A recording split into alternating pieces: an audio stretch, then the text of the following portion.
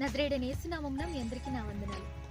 Christmas నుంచి నేర్చుకోవాల్సిన 3వ అంశం లూకా సువార్త 2వ అధ్యాయము 10వ వచనంలో చూసినట్లయితే యేసుక్రీస్తు జన్మించారని మొదటగా తెలియబడింది ఎవరికి అంటే గొర్రెల కాపరులకి.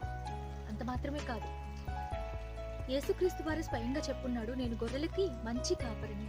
గొర్రెల కాపరి ఎప్పుడూ కూడా గొర్రెలతోనే ఉంటాడు. వాటికి కావలసిన సమస్తాన్ని ఆయనే చూసుకుంటాడు. అంత మాత్రమే కాదు, ఒక గొర్రె మందులో నుంచి వెళ్ళిపోయినప్పుడు మిగతా గొర్రెల్ని విడిచిపెట్టి మరి ఆ గొర్రెను కాపాడేందుకు గొర్రెల కాపరి ఎప్పుడూ కూడా వెనుక అంజవేయుడు. అదేవిధంగా యేసుక్రీస్తు వారికి నువ్వు నేను గొర్రెలుగా ఉన్నావు.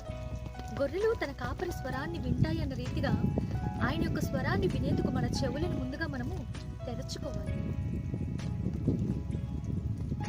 కీర్తనలు 23వ అధ్యాయం చూసినట్లయితే అక్కడే ఒక మంచి గొర్రెల కాపరికి ఉన్న లక్షణాలన్నీ మీరు చూస్తారు.